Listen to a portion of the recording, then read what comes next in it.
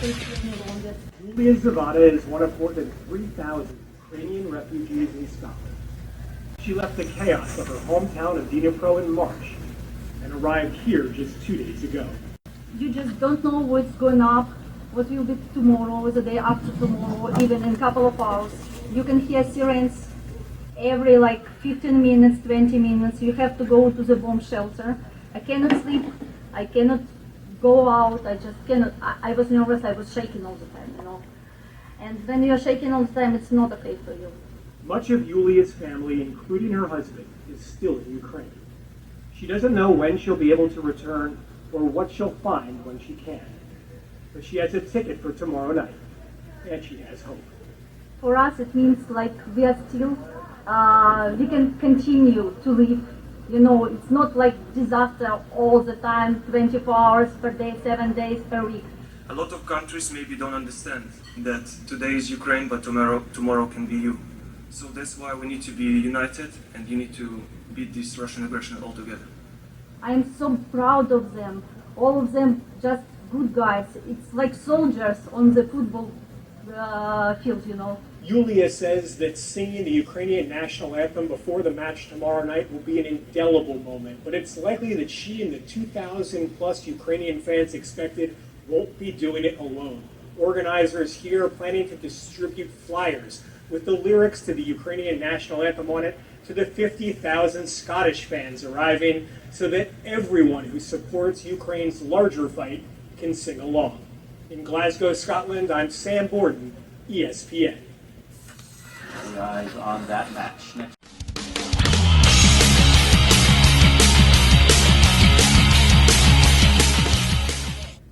And in her first television appearance, Thomas discussed her experience with our Katie Barnes.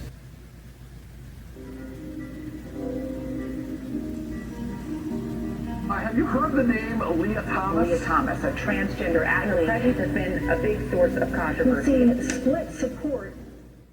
What do you think is the biggest misconception people have about you, specifically? The biggest misconception, I think, is the reason why I transitioned, where people will say, oh, she just transitioned, so she would have an advantage, so she could win. I transitioned to be happy, to be true to myself.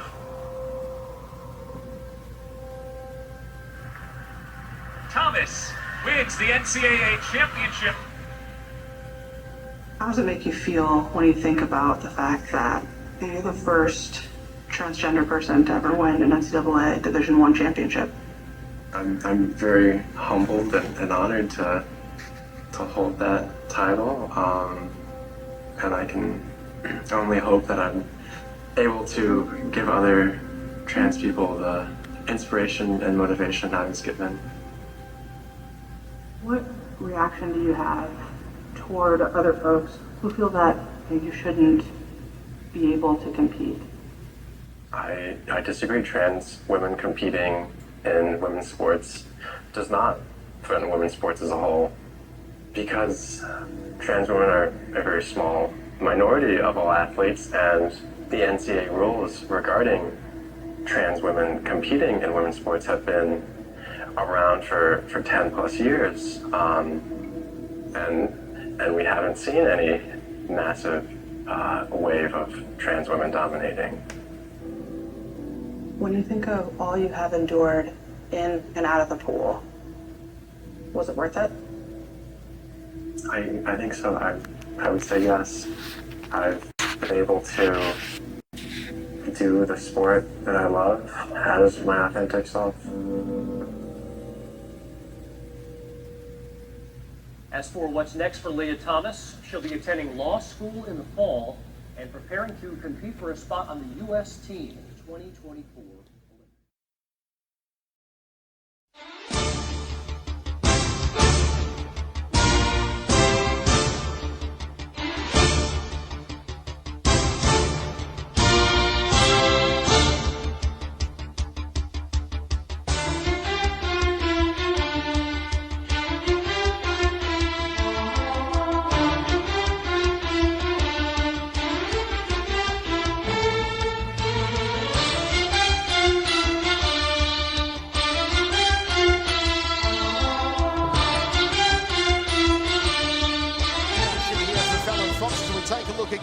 She puts the knee across the throat of Alana Jones. Alana feels the pressure, can't breathe. Blood flow also not happening, and she's forced to tap out. Yeah, well, watch her do it again here. Her left arm is causing one vein to get cut off, the jugular or the carotid, and then the left knee shuts off the other one.